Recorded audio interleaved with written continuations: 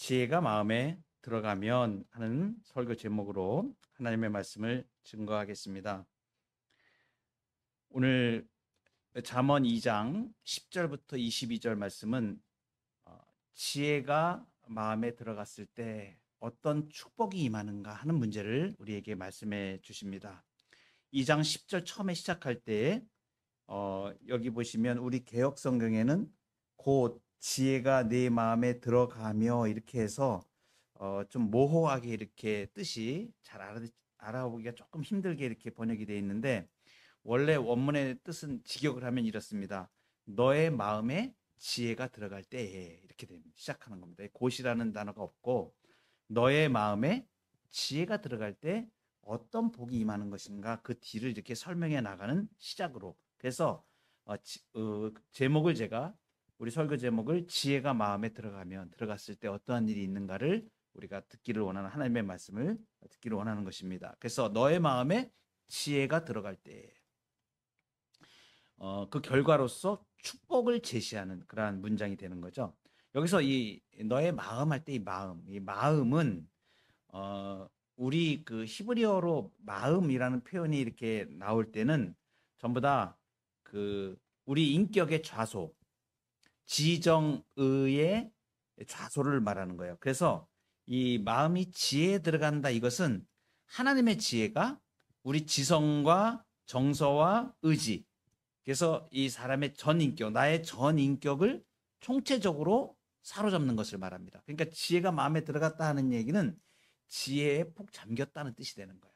그래서 내 지정의에 지혜가 나를 사로잡는다. 이것을 그 다른 말로 표현하면 하나님의 형상을 회복해가는 거예요. 쉽게 얘기하면 하나님의 지혜가 원래는 아담을 창조할 때 주어졌던 것인데 그 주어졌던 지혜를 사람이 죄악으로 인해서 다 잃어버렸던 거죠. 아담이 굉장히 똑똑했습니다. 아담이 그 생물들의 이름을 다 동물들의 이름을 다 한 번에 다 지어주잖아요. 그러니까 그 아담이 창조함을 받았을 때 완전한 인간으로 창조를 받은 거예요. 그러니까 지정의가 굉장히 뛰어난 거예요. 정서적으로 하나님을 사랑할 줄 알고 하나님을 경배할 줄 알고 그렇게 하나님을 사랑하는 그 또 의지적으로 하나님을 사랑하는 그러한 의지를 가지고 그렇게 되었던 존재입니다. 그리고 이 지는 지식을 말하잖아요. 그러니까 하나님을 알고 우주를 알고 세상을 알고 모든 그 과학적인 그 지식들과 이런 것들도 다 가지고 있던 사람입니다. 그러니까 굉장히 뛰어난 거예요. 근데 그것이 다 깨어졌던 것이에요. 죄로 인하여 깨졌던데 예수 그리스도 안에서 하나님께서 택한 백성들을 구원하셔서 하나님의 형상을 닮게 하셔서 우리의 지혜가 되신 예수 그리스도를 닮아가면 가장 그 소중한 지혜를 알게 되고 그리고 특별 은총의 모든 계시의 말씀들로 예수 그리스도의 지혜를 우리에게 주실 뿐더러 그 일반 은총과 특별 은총, 일반적으로 세상에서 말하는 지식들 이런 것들이 하나님이 주시는 지혜하고 동떨어져 있는 것이 아닙니다. 일반 은총과 특별 은총은 이렇게 구별할 수 있지만 분리되는 것은 아니에요. 그래서 세상의 지혜, 세상의 지식이 완전하여지는 것은 하나님을 알 때, 하나님께서 주시는 지혜를 받을 때에 완전해지는 거예요. 그러니까 이 마음에 지혜가 들어갈 때 이것은 총체적인 그 전인격에 하나님의 지혜가 임하는 것을 말하는 거예요. 그러니까 믿는 자의 그 가장 큰 복이죠. 세상의 지혜로는 알 수 없는 것들을 우리 알게 하시는 것입니다. 분명한 것은 하나님의 지혜를 받은 자들은 이 땅의 지혜로 이겨낼 수가 없는 지혜로운 삶을 살아요. 분명합니다. 이것은 성경에 나오는 역사적으로 모든 우리 신앙의 선배들을 보아도 그렇고 하나님의 지혜가 있는데 하나님이 이 모든 삼라만상을 만드시고 우주를 만드시고 통치하시고 다스리시기 때문에 그 아버지께서 우리에게 주시는 지혜를 가지면 일반 은총의 영역들에 있는 모든 이 땅의 지혜도 능가할 수 있는 그러한 지혜를 우리가 갖고 이 땅을 살아가는 것입니다. 하나님의 백성은 그래서 세상 사람들이 판단하지 못하는 그 지혜로 판단을 하면서 살아요. 오늘 이 하나님의 지혜로 살아가는 자, 이 마음에 이 지혜가 들어온 결과, 그 첫째는 무엇이냐면 그 축복이 나오죠. 2장 10절에 보면 곧 지혜가 내 마음에 들어가며 지식이 내 영혼을 즐겁게 할 것이요 이렇게 했습니다. 그러니까 지식이 내 영혼을 즐겁게 한다 이렇게 말하죠. 자, 하나님의 지혜가 마음속에 들어와서 전 인격에 이제 자리하게 되면 받는 축복의 결과가 무엇이냐면 영혼이 즐거워지는 거예요. 영혼의 즐거움이 이릅니다. 영혼의 즐거움. 영혼의 즐거움이 무엇인가 이제 구체적으로 이거를 우리가 살펴봐야 되는데 이 즐겁다라는 표현, 이 히브리어 단어로는 나엠이라 그러는데 이 즐겁다라는 단어가 쓰일 때는 우리가 세상에서 막 먹고 마시고 즐거워하는 그런 의미로 쓰여지는 그게 아니에요. 그게 다르죠. 그래서 이 구약 성경에 이 단어가 나올 때는 그 뜻을 잘 알아야 이게 진짜 뭘 말하는지를 말씀을 통해서 알 수 있거든요. 이 즐겁다라는 표현을 어디에서 쓰냐면 하나님의 이름이나 성품을 묘사할 때 쓰는 단어예요. 이 단어가. 그러니까 우리가 즐겁다 그러면 그냥 쾌락을 즐기고 막 하는 그런 즐거움을 말하는 게 아니에요. 그러니까 이 즐거움이 지금 뭐와 관계되어 있는 거냐면 하나님의 이름과 하나님의 성품에 관계된 단어예요. 영혼이 즐겁다는 것은 무엇이냐면 하나님으로부터 오는 즐거움이 있다는 걸 말하는 거예요. 영혼이.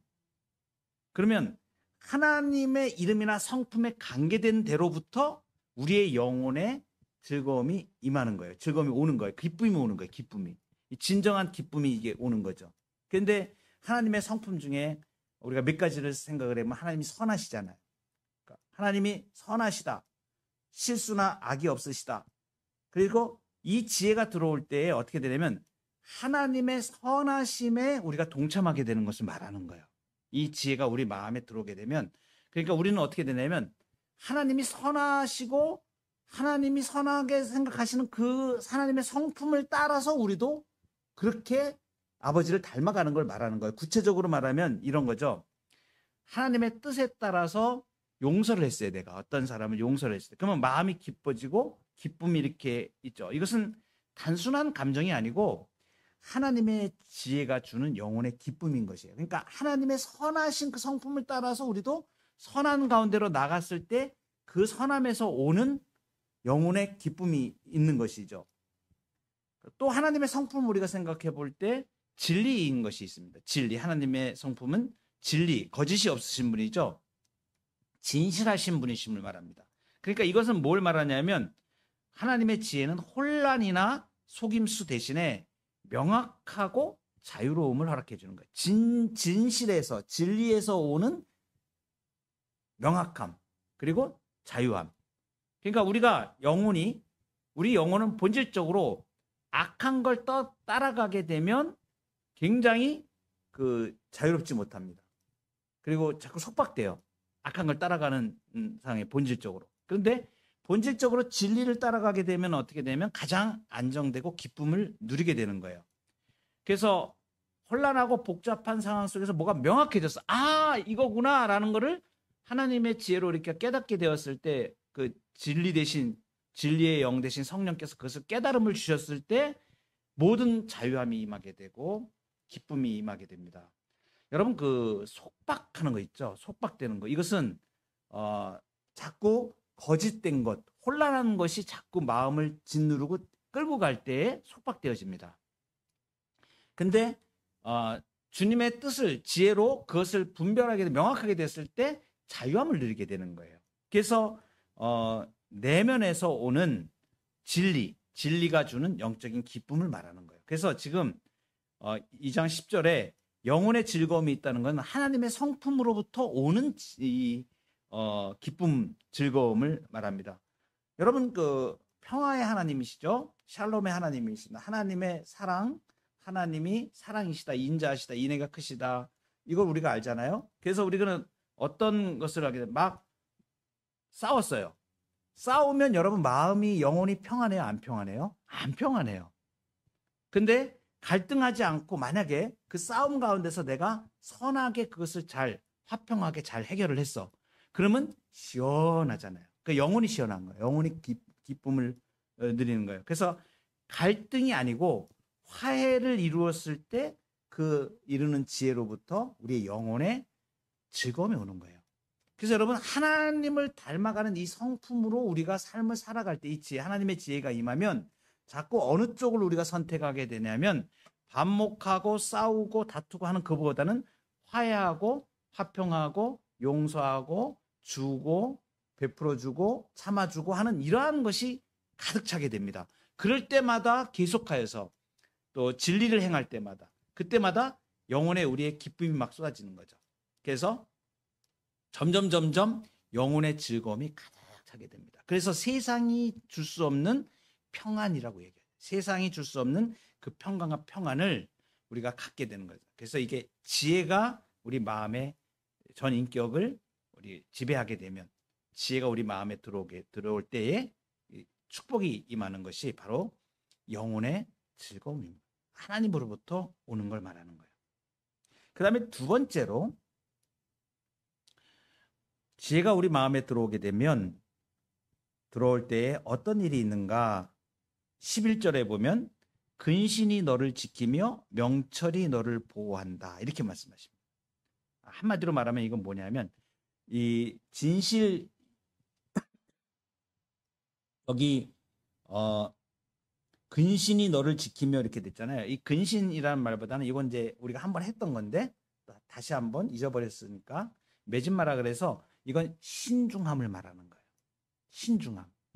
신중함으로 지키고 그 다음에 명철로 보호한다. 명철인 것은 하나님의 뜻을 분별하여 아는 지식이라고 말했죠. 지혜라고 말했죠. 하나님의 뜻을 분별할 수 있는 거. 분별력. 명철이라고 얘기했지 않습니까? 그러니까 이 신중함과 명철이 위험이 산재한 이 세상에서 우리를 보호해 주시는 것을 말해요. 지혜가 우리를 보호하시는 것입니다. 예를 들면 구체적으로 우리의 관계 속에서 이제 우리를 보호하십니다. 예를 들면 어떤 친구가 이렇게 사업 제안을 이렇게 했어요. 근데 신중하면 어떻게 됩니까? 하나님의 지혜가 마음속에 들어오면 신중함으로 그것을 분별하는 분별력이 명철이죠. 또 판별력이 생기죠. 분별력이 생기는 거예요. 그러니까 그 제안이 들어왔을 때 리스크를 생각하게 되고 또는 이게 불법적인 건지 내가 지금 이것을 욕심으로 하는 건지 그렇지 않은 건지 좀 덥습니다. 좀 틀어주세요. 내가 이것을 욕심으로 하는 건지 아니면 정상적으로 하는 건지 이런 부분들을 판별할 수 있게 돼서 그래서 불이익이나 손해를 면할 수 있는 분별력을 주시는 거예요. 그러니까 신중함과 명철로 우리를 실제적으로 보호하시는 거예요. 하나님의 능력으로. 그러니까 여러분 아마 이걸 경험을 많이 하실 거예요. 어떤 그 사업을 하시는 분들이라든가 장사를 하시는 분들이나 이런 분들이 그런 관계 속에서 여러 경우를 당하게 됩니다. 그럼 누가 어떤 제안을 하거나 무슨 일이 있을 때에 어떻게 판단합니까? 신중함으로 판단하지. 이것을 행하여서 내가 이걸 욕심으로 행하는 건 아닌지 이러한 신중함과 명철함을 하나님께서 우리에게 그걸 주셔서 우리가 그 지혜로 그것을 벗어날 수 있게 하시는 거예요. 그러니까 하나님의 능력이죠. 실제로 하나님의 능력이 우리의 삶에 나타나는 것을 말합니다. 여러분 삶을 살아가실 때 이런 경험들을 저도 여러 번 경험했는데 지나고 난 다음에 내가 저것을 만약에 했을 경우에 저거 내가 했으면 큰일 날 뻔했구나 라고 느끼는 그런 상황들이 있잖아요. 가만히 생각해 보면 하나님께서 갑자기 내가 그러한 것을 판단할 수 있게 지혜를 주셔서 잘 판단하게 이렇게 하신 거예요. 그래가지고 그 결정을 아주 신중하게 잘 결정해서 안 할 것을 안 하게 하고 할 것을 하도록 선택하시는 그 은혜를 주시는 거죠. 재정적인 결정을 할 때도 마찬가지입니다. 뭐 충동적으로 어떤 큰 소비를 하거나 또는 어떤 투자에 대한 부분을 이렇게 하려고 할 때에 하나님께서 신중함으로 이거 조사 한번 다시 한번 해보자 이런 마음을 들게 하고 그 명철함으로 이렇게 또 이렇게 판단할 수 있게 또 더 놀라운 것은 뭐냐면 그 명철한 사람들을 붙여주실 때가 있어요. 그래서 내가 생각하지 못한 걸 깨달을 수 있게 어떤 사람을 통해서 딱 이런 부분을 생각해야 되는구나 이렇게 던져줄 때가 있어요. 그래서 여러분 지혜로운 자가 옆에 있으면 지혜가 함께 임합니다. 하나님께서 그분들을 사용하시기 때문에. 그래서 여러분 어떤 고민이 되고 힘든 일이 있을 때 혼자서 고민하고 끙끙 앓는 것보다는 약간 이렇게 그 자문을 구할 수 있는 분이나 또 멘토나 또는 그 분야에 잘 아는 분에게 좀 물어보고 이런 분들을 옆에 많이 두시는 게 좋습니다. 그래서 혼자서 판단하면 굉장히 실패할 수 있는 것들을 하나님께서 지혜 방편으로 그런 것들을 또 이렇게 허락하시거든요. 그래서 잘 그러한 부분들을 살펴서 이렇게 하면 좋습니다. 비근한 예로 이제 얼마 전에 그 우리 왔던 우리 이다희 형제 중국에서 와가지고 갑자기 이 그 뭘 물건을 하나 뭐 팔아야 될 게 있었는 것 같아요. 뭘 팔아야 될 게 있는데 뭐 이거를 갖다가 이렇게 인터넷상에 이렇게 올렸는데 연락이 왔습니다. 연락이 와서 어디라고 이렇게 연락이 왔는데 제가 딱 보니까 거의 이거는 그 사기에 가까운 거예요. 근데 이 사람은 모르잖아요. 이런 일들을 한 번도 안 당해봤으니까. 그래서 이거는 사기성입니다. 이건 사기인 것 같습니다. 온라인상에 이렇게 나타나는 것들 주의해야 됩니다.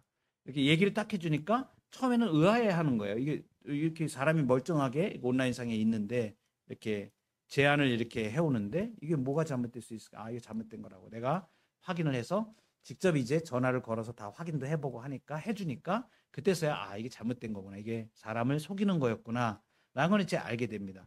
근데 본인은 혼자는 그게 모르죠. 그런데 그 옆에 있는 사람을 통하여서 하나님께서 그래서 깨닫게 하시고 알게 하시는 거예요. 재정적 결정을 할 때 또는 관계 속에서도 보호하시고 이게 신중함과 이 명철로 그 일들을 판별할 수 있게 하시는 거예요. 특별히 이게 인터넷 이 정보 사회에서 확인되지 않은 것들이 너무 많잖아요. 그리고 잘못된 정보들이 막 떠돌아다닙니다. 온라인상에. 이런 것들을 판별할 수 있는 것도 지혜가 필요해요. 그래서 그것을 쉽게 믿으면 안 됩니다. 이것은 이제 요새 하도 거짓된 것들이 너무 많기 때문에 그래서 다 걸러내고 근데 나도 모르게 갑자기 이렇게 딱 어떤 문제가 떴을 때 내가 혹할 때가 있어요. 그런 부분에. 대부분의 사기가 그 온라인상에서 제 주변에도 여러 사람을 봤었는데 처음에는 아주 이 사람의 탐욕을 요만큼 이렇게 자극을 해요. 조금 미끼를 던지는 거죠. 그래서 이제 미끼를 딱 던져가지고 이제 들어오게 만들어요. 그 다음에는 이제 내가 너한테 돈을 지금 300만 원을 주는 거야. 그 이제 가짜로 주는 거죠. 그러니까 네가 700만 원을 네 돈을 대. 그러면 1000만 원이 넣게 되는 거야. 내가 300만 원 줄게 하면서 온라인상에서 그렇게 미끼를 던져서 줘요. 대부분의 사기 형태가 다 그렇습니다. 그래서 그러면 내가 돈이 얼마가 됐구나라고 착각하게 만드는 거죠. 사실은 내가 700만 원을 딱 넣는 순간에 그 돈은 다 이제 남의 돈이 돼버리는 거죠. 날아가 버리는 거죠. 사기당하는 거죠. 여러분 우리가 제가 이렇게 그 말씀을 드리면 그렇게 어리석은 일을 누가 당합니까? 아니에요. 똑똑하다고 하는 사람 제 주변에서 여러 사람이 당했습니다. 이게 왜 그러냐면 분별력이 없는 거예요. 분별력. 이런 것들을 분별할 수 있는 명확한 유혹 앞에서 그 다음에 이제 그 세 번째로 지혜가 마음에 들어왔을 때에 어떤 일이 있는가 12절에 보시면 악한 자의 길과 패역을 말하는 자에게서 건져내리라 그랬습니다. 악한 자의 길과 패역을 말하는 자에게서 건져내십니다. 여기서 패역을 말하는 것 이것은 무슨 뜻이냐면 의도적으로 거짓을 말해서 사람을 미혹하는 걸 말해요. 의도적으로 거짓을 얘기해서. 그래서 하나님의 뜻을 거스리고 다른 사람까지 그 길로 끌어들이는 자를 말합니다. 패역한 자는 이 패역한 뜻은 사기는 아니에요. 사기는 좀 더 이거 다른 의미입니다. 이거는 뭐냐면 의도적으로 하나님의 뜻을 거스려 가지고 하나님을 따라가지 못하게 이렇게 유혹하는 걸 말하는 거예요. 예를 들면 이제 친구가 이제 조롱하는 이야기를 야 요즘 교회에 다니는 거 얼마나 촌스러운 일인지 몰라. 자유롭게 살아야지. 교회 가면 주일날도 교회 예배 가야지. 너 뭐 아무거나 할 수 있어? 이렇게 하나님을 조롱하는 걸 말해요. 이렇게 의도적으로 이렇게 잘못된 게 하나님을 거스리는 길로 말을 하고 이렇게 말하는 걸 말해요. 지혜로운 선택은 어떤 거예요? 그 말에 동조하지 않고 내 신앙을 지키면서 거리를 두는 거죠. 이 말은 멋있게 들릴지 모르지만 실제로는 나를 망가뜨리는 길이다. 여러분 그 아담과 하와가 범죄할 때에 선악과를 따먹을 때 먹음직스럽고 보암직스럽고 그죠? 탐스럽다. 그러니까 세상의 말들은 그렇게 탐스럽게 보일 때가 있어요. 그런데 하나님의 말씀으로 딱 검증 리트머스 시험지처럼 딱 되면 딱 거짓인가 아닌가를 판별이 나는 거. 이건 이제 하나님의 말씀이죠. 또 이제 비윤리적인 걸 권유할 때가 있어요. 뭐냐면 이거 세상에서 이거 다 사람들이 다 하는 관행이잖아. 관행이니까 조금만 눈 감자. 이렇게 하는 영역들이 많이 있습니다. 부정 청탁이나 탈세라든가 거짓 보고라든가 이런 것들이 있어요. 이럴 때에 정직한 길을 택하는 것 굉장히 중요합니다. 그래서 하나님의 지혜는 눈앞의 이익보다는 영혼의 정직함을 선택해서 유혹에서 벗어나게 하는 거예요. 그러니까 지금 여기 하나님의 지혜가 딱 들어와 있으면 그러한 거짓, 너는 융통성도 그렇게 없냐. 지금 누구나 다 그렇게 하잖아. 그러니까 그냥 넘어가. 막 이렇게 하는 것들 많잖아요. 우리 삶에서. 근데 그런 것들에서 우리가 자유로우려면 정직하게 하나님의 기준으로 가지고 하나님의 지혜로 판단해서 물리쳐야 되는 것을 말해요. 온라인 공간에서 신앙을 조롱하는 자들이 많이 있습니다. 유튜브에서 하나님이 허구라고 하고 뭐 성경은 고리타분하다고 한다든가 이러한 것을 반복하는 인플루언서들 굉장히 많아요. 이런 콘텐츠들. 이런 것을 거부하고 말씀 중심으로 생각하여 믿음을 지키는 것. 이것이 굉장히 중요함을 우리에게 말씀해 주십니다. 네 번째로 지혜가 우리 마음에 들어오게 되면 어떤 축복이 임하는가? 2장 16절 보겠습니다. 지혜가 또 너를 음녀에게서 말로 호리는 이방 계집에게서 구원하리니 그랬습니다. 17절에 이어서 보면 그는 젊은 시절에 짝을 버리며 그의 하나님의 언약을 잊어버린 자라. 그의 집은 사망으로 그의 길은 스올로 기울어졌나니 누구든지 그에게로 가는 자는 돌아오지 못하며 또 생명길을 얻지 못하느니라.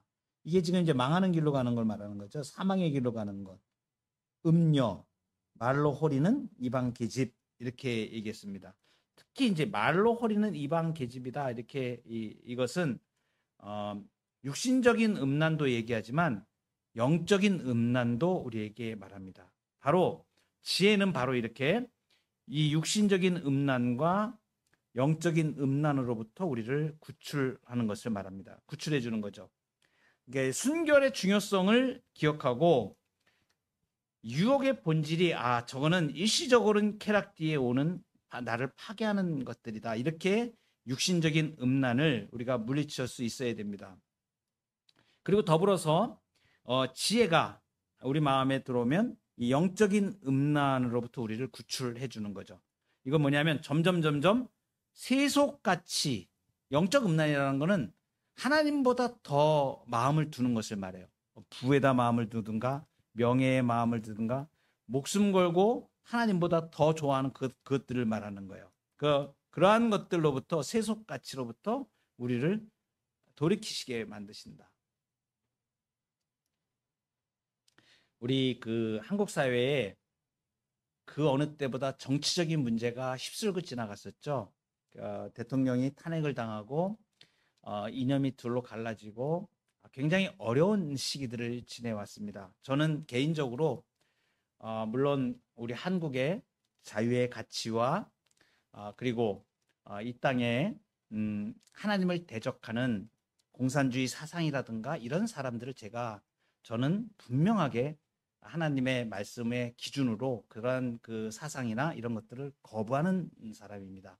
그러나 특별히 어느 정당을 지지하거나 그렇지는 않습니다.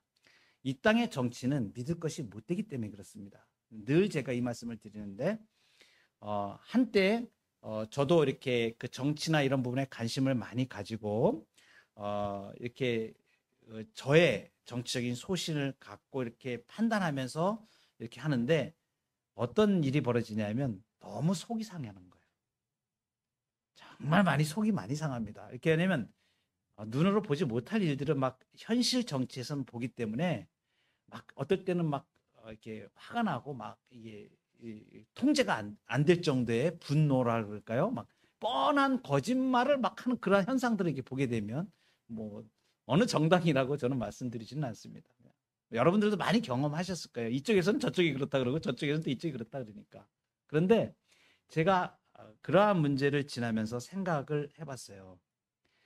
우리가 정당하게 이 땅의 그 정치라든가 나라를 위한 일에 대한 일을 우리가 잘 판별하고 분별력을 가지고 하나님의 뜻이 어디에 있는가를 잘 판단하는 것은 매우 중요한 문제입니다. 그것을 우리가 이 세상을 완전히 떠나서 사는 사람들이 아니기 때문에 우리가 하늘에 소망을 두고 이 땅에 발을 딛고 살잖아요. 그렇지만 중요한 게 있더라고요. 그 중요한 게 무엇이냐면 그 정치적인 문제나 소신이나 이러한 내가 정의를 갈구하는 마음이 하나님을 사랑함보다 더해지면 안 돼요. 그 자체가 우상이에요. 이데올로기 우상이라 그러거든요. 그거를. 그래서 어떻게 하는 것이냐면 그 자체도 그러니까 우리가 나타나는 현상이라든가 이러한 부분들이 정당한 걸 우리가 이야기하지만 그러나 그렇지 않게 이 정치가 흘러가고 내가 원하지 않는 방향으로 가더라도 거기에 너무 분노하지 마시고 하나님께 그 부분을 맡겨드려야 돼요. 이건 신자의 가장 중요한 부분입니다. 그래서 무엇이냐면 그러한 현상이라든가 그러한 일들이 내 영혼을 해치지 않도록 내 평안을 해치지 않도록 간직하는 것이 지혜입니다. 이것이 가장 큰 지혜예요. 그래서 여러분 우리가 어떤 일에 몰두하여서 분쟁하고 또 이렇게 심지어는 교회 내에서도 어떠한 일을 결정할 때에 막 이렇게 패가 갈릴 때가 있어요. 그러니까 의견이 막 다르잖아요. 그럼 내가 생각할 때 이거 분명히 이게 맞는데 저 사람들은 뭐야 생각을 저 정도뿐이 못해 막 이래가지고 막 분노하고 힘들 때가 있어요. 근데 그럴 때 어떻게 생각해야 되냐면 여러분 생각보다 우매한 사람이 훨씬 더 많습니다. 항상 그렇게 생각하세요. 저도 그런 일들은 이 사람들 참 우매하구나. 아주 기본적인 것들을 판단을 못하는 사람들이 너무 많아요. 그래서 거짓말하는 사람들이 득세를 해. 이 땅에서는. 왜냐면 우매한 사람들이 많지. 거짓말이 통하잖아요. 막. 그러니까 이 땅에서는 막 거짓말하는 사람이 많아지는 거야. 그러니까 그 사람들이 그렇게 우매해요. 그럴 때 어떤 생각이냐면 우매하구나 이렇게 생각하고 주님 저들에게 긍휼을 베풀어 주시고 그래서 이 자비로운 마음을 품어야 돼요. 자꾸 내 영혼이 거기 끌려 들어가면 안 돼요. 특히 정치에 민감하신 분들 유튜브에 너무 몰두하지 마시고 띄워놓으세요. 자꾸 하나님께 맡기고 여러분 이 땅의 통치자들 다 하나님이 주권적으로 통치하세요. 그리고 교회는 하나님의 능력으로 보호하십니다. 그러니까 너무 나 아니면 이 나라 지킬 사람 없다 이렇게 생각하지 마시고 하나님께 맡기고 나는 평안을 지켜야 돼. 나는 내가 거기에 물들지 않게 속상할 때도 있지만 하나님 이 나라의 정치가 바로 되도록 은혜를 베풀어 이렇게 기도하시고 너무 편중되게 자꾸 내 마음의 중심이 흔들리면 안 돼요. 내 영혼이 손실이 일어나요. 그러니까 속상한 일이 있을 때 띄워버리시고 하나님 알아서 좀 책임져 주세요. 하나님께서 다스려 주세요. 우리는 하나님의 나라에 살잖아요. 지금 이 땅에 있는 사람들은 하나님의 나라를 모르고 살잖아요. 근데 우리는 하나님 나라에 살잖아요. 그러니까 그것을 바라보면서 우리가 믿음이 흔들리지 않도록 우리의 영혼이 좀먹지 않도록 자꾸 세상 일들 때문에 우리의 시선이 자꾸 그쪽으로 휩싸여서 우리가 마음의 평안을 잃지 않도록 이것이 굉장히 중요한 것입니다. 그리고 잠언서 2장 20절 보시면 지혜가 우리 마음에 임하게 되면 20절 지혜가 너를 선한 자의 길로 행하게 하며 이렇게 말씀하십니다. 이건 뭐냐면 아까도 말씀드렸는데 선한 사람들의 길로 간다. 길이 다른 거야. 그러니까 거래를 하는데 나는 정직하게 하는 것을 말합니다. 불이익을 감수하더라도 나는 정직하게 이렇게 하는 것을 말합니다. 근데 부정직한 사람들 진짜 속상하게 하는 사람들 많아요. 거래를 하다 보면 정말 자기는 손에 하나도 안 보려고 그러고 남에게 다 덮어 씌우려고 그러고 막 이런 경우도 있고 별의별 경우가 다 있습니다. 그럴 때에 우리가 분별력을 잃지 않고 꿋꿋하게 정직을 선택해서 하는 것들이 굉장히 중요하다. 그리고 관계 속에서는 화평을 선택을 하는 거죠. 그리고 예배에 우선하고 바쁘고 피곤하고 이럴 때 주의를 그냥 쉬고 넘어가고 싶을 때 또 기도도 막 쉬고 싶을 때 그럴 때 지치지 않고 선한 사람들의 길로 선택을 해서 가도록 지혜가 자꾸 우리를 격려하시죠. 성령께서 우리를 격려해 주십니다. 20절 하반절에 보면 또 의인의 길을 지키게 하리니 그랬습니다. 그러니까 우리가 의인의 길을 이제 걷게 하시는 거예요.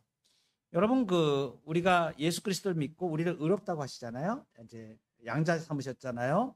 하나님의 자녀 삼으셨잖아요. 이거 이제 칭의, 그다음에 양자됨, 우리를 의롭다고 하시고, 그다음에 우리를 이제 거룩하게 하세요. 거룩하게 우리를 이끌어 가시는데 이것이 바로 이제 의인의 길을 걷게 하시는 거예요. 의인의 길로 자꾸 걷게 하세요. 그래서 우리가 처음에는 의인의 길을 잘 걷지를 못했어요. 왜냐하면 우리에게 나오는 것은 악한 뿐입니다. 악한 생각뿐이고 우리는 자기 이익, 탐욕 여기에 익숙해져 있는 존재들이에요. 그래서 하나님을 섬기면서 이제 예수 그리스도로 거듭난 삶을 살아가는데 처음에는 그것이 잘 안 되다가 점점 의를 행하고 선을 행하는 일에 우리를 자꾸 이끌어 가세요. 그렇게 의인의 길로 걸어가게 하시는데 그 의로운 길을 걷게 하셔서 결국 우리를 지켜주시거든요. 하나님께서. 이 대표적인 사람이 누구냐면 요셉이에요. 창세기나 잘 아시죠? 요셉이 그 애굽과 바로 왕의 그 신하 중에 가장 유능한 장군이라고 하는 보디발 장군의 집에서 모든 일을 관장을 하게 되지 않습니까? 그런데 보디발의 아내가 유혹을 하죠. 그런데 요셉이 거절을 합니다. 하나님 앞에서 내가 범죄할 수 없습니다. 그래서 분명하게 거절을 하고 어떻게 됩니까? 그로 인해서 강간범으로 몰리게 돼요. 자기는 요셉은 거부를 했는데 그것이 안 통하니까 이 보디발의 아내가 요셉을 모함을 하죠. 그래가지고 강간범으로 감옥에 가게 됩니다. 요즘으로 말하면 억울해도 너무 억울한 거죠. 그죠?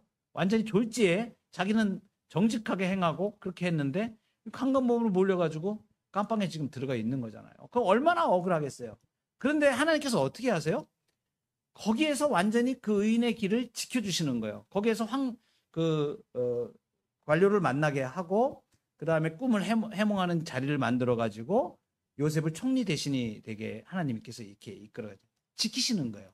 그러니까 우리가 의인들이 걸어가는 길을 걸어갈 때에 불이익을 당하거나 또는 모함을 받거나 그래도 내가 하나님 앞에서 진짜 거룩하고 정결하게 행하는 그러한 사람은 눈 하나 깜짝 안 하고 견딜 수 있는 거예요. 하나님께서 내 길을 책임지신다. 의인의 길을 책임지신다. 그래서 결국 하나님 나라 속에 살게 합니다. 그 부분은 이제 21절을 보시면 대저 정직한 자는 땅에 거하며 완전한 자는 땅에 남아 있으리라. 이게 무슨 말씀이냐면 하나님 나라 속에서 살게 하신다는 뜻이에요. 하나님 나라는 하나님 나라의 질서와 평안이 따로 있죠. 그러니까 하나님 나라의 질서와 평안을 누리면서 살아갈 수 있도록 하나님께서 하나님 나라에 여러분 지금 우리는 지금 하나님 나라에 살고 있잖아요. 누구의 보호로 살고 있는 거예요? 하나님의 보호로 살고 있는 거예요.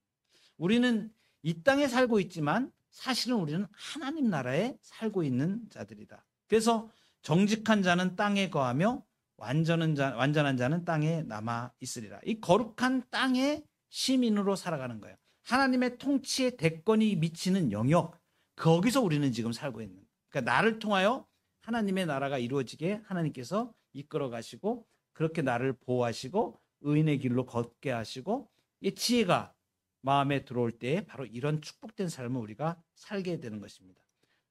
그러나 악인은 어떻게 됩니까? 땅에서 끊어지겠다고 말씀하시죠. 22절에 악인은 땅에서 끊어지겠고 간사한 자는 땅에서 뽑히리라. 의인의 길은 여호와께서 인정하시나 악인의 길은 망하리로다. 그죠? 시편 1편에 있는 말씀입니다.